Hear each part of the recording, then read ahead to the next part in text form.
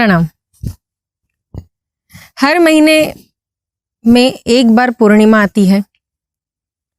काफी लोग अपने घरों में पूर्णिमा के दिन सत्यनारायण की पूजा हो या फिर होम हवन हो या पूर्णिमा का दिन बहुत ही अच्छे से यानी वो अच्छा अवसर की तरह मनाते भी है। अभी 18 तारीख को दत्त जयंती है, उस दिन भी पूर्णिमा ही है। तो हम भी हमारे आश्रम में पूर्णिमा जब होती है तब जो हमारे स्वामी जी का मंदिर है यानी हम स्वामी जी को अभिषेक करवाते हैं, अच्छे से स्नान करवाते हैं।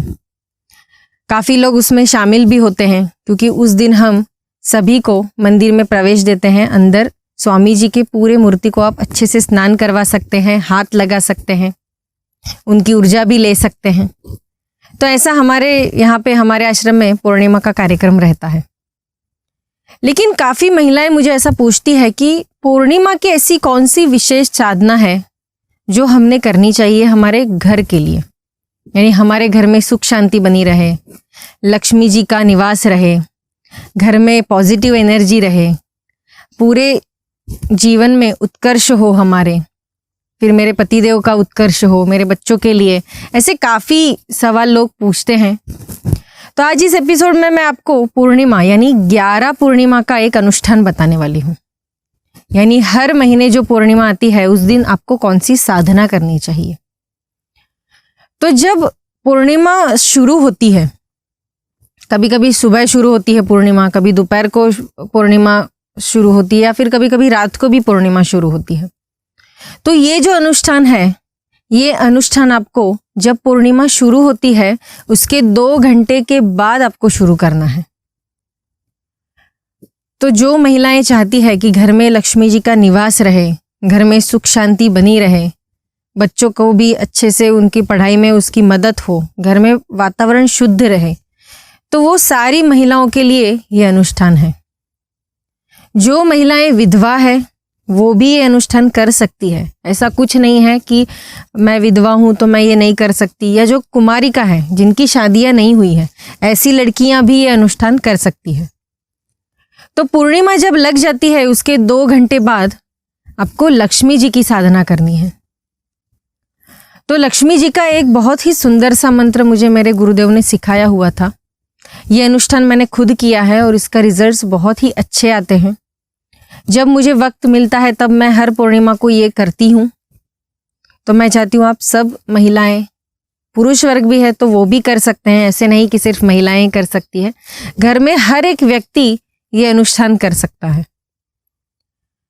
तो पूर्णिमा लगने के बाद हमें लक्ष्मी जी का अनुष्ठान शुरू करना है। अगर आपके घर में लक्ष्मी माता की प्रतिमा है या फिर घर में अन्नपूर्णा की मूर्ति है या फिर आपकी जो कुलदैवत है वो कुल देवी की भी अगर प्रतिमा या मूर्ति है तो उसके सामने बैठ के अच्छे से दिया बत्ती लगा के स्नान करके आप ये अनुष्ठान कर सकते हैं।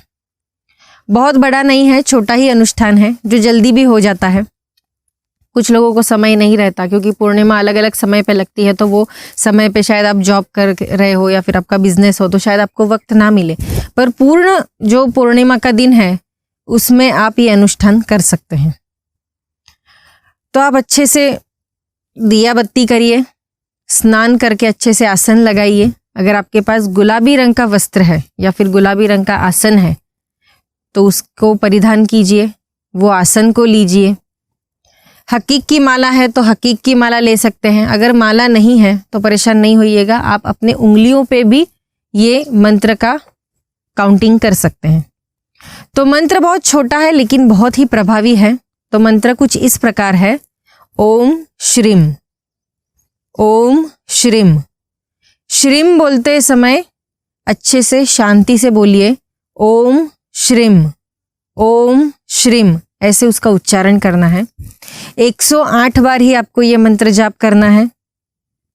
अच्छे से आसन लगा के धूप बत्ती लगाने के बाद शांति से, जहाँ पे वातावरण आपका घर में शांत हो, अगर आपके भगवान की कोई रूम है या मंदिर की कोई रूम है जहाँ पे आप रोज पूजा पाठ करते हैं, वहाँ अच्छे से धूप लगाइए और शांति से ये मंत्र का उच्चारण अगर जोर से कर पाते हैं तो कीजिए, ताकि उसका वाइब्रेशंस आपके पूरे घर में रहेंगे, ज़्यादा से ज़्यादा एनर्जी मिलेगी। वाइब्रेशंस होंगे तो वहाँ की भूमि भी शुद्ध हो जाएगी, आपके घर का वातावरण शुद्ध हो जाएगा। तो ऐसा ये पूर्णिमा का प्रभावी अनुष्ठान जो मैंने बताया है आपको, इसमें अगर आप चाहते हैं तो लक्ष्मी माता को भोग भी लगा सकते हैं। उस दिन सेवैयाँ की खीर दिखा सकते हैं या फिर मिठाई दिखा सकते हैं। दूध का जो पकवान बनता है उसको भोग में दिखा ही सकते हैं। तो ऐसा 108 बार ही ये सिर्फ मंत्र का हमें अनुष्ठान करना है।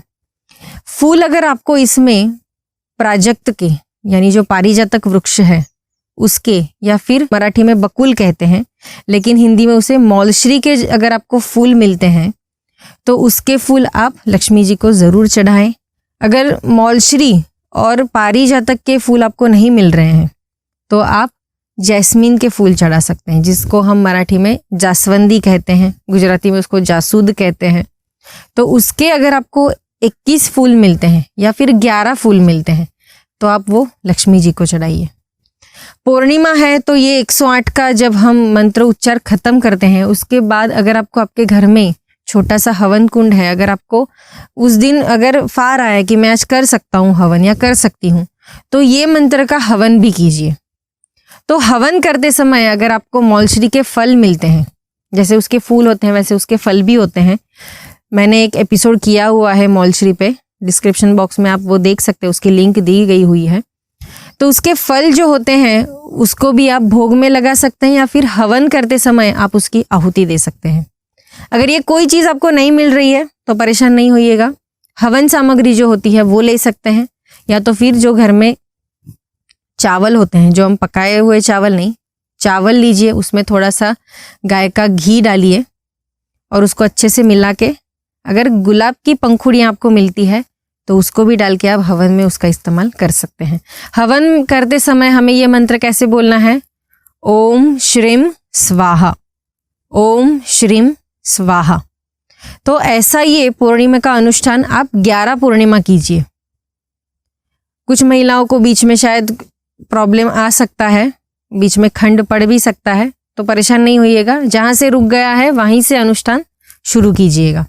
जो पुरुष वर्ग है वो तो पूरे 11 अनुष्ठान कर ही सकते हैं इसके। तो पूर्णिमा के दिन, पूर्णिमा लगने के बाद यानी 2 घंटे बाद हमें ये अनुष्ठान शुरू करना है। तो आप सभी ये अनुष्ठान कीजिए, इसके बहुत ही अच्छे से रिजल्ट्स मिलते हैं। घर में सचमुच लक्ष्मी जी का निवास रहता है, पॉजिटिव एनर्जी बनी रहती है। अगर किसी के घर में चिड़चिड़ापन है या किसी के घर में लक्ष्मी जी निवास नहीं कर रहे हैं, कुछ लोगों को परेशानी होती है कि पैसा आता तो है लेकिन वो ऐसे झट से निकल जाता है, कुछ खर्चे हो जाते हैं, सेविंग नहीं हो रहे हैं, इतना कमाते हैं लेकिन हाथ में कुछ पैसा दिख भी नहीं रहा है, ऐसी छोटी छोटी परेशानियाँ हमें ज़िंदगी में आती ही रहती है। तो ऐसी सब चीज़ों के लिए ये बहुत ही प्रभावी अनुष्ठान है। तो 11 दिन का ये पूर्णिमा का अनुष्ठान आप कीजिए और फिर मुझे बताइए कि आपको उसके कैसे रिजल्ट्स मिल रहे हैं। काफ़ी छोटा है और अच्छे सा अनुष्ठान हम कर ही सकते हैं। तो मिलते हैं हम अगले एपिसोड में ऐसे ही एक सुंदर विषय के साथ। काफ़ी लोगों ने वो विषय के बारे में मुझे पूछा है, इसीलिए मैं ये वीडियो बना रही हूँ, तो आप वो वीडियो ज़रूर देखिएगा। तब तक के लिए हमारे इस चैनल को सब्सक्राइब कीजिए, वीडियो को लाइक और ज़्यादा से ज़्यादा शेयर भी कीजिए। धन्यवाद।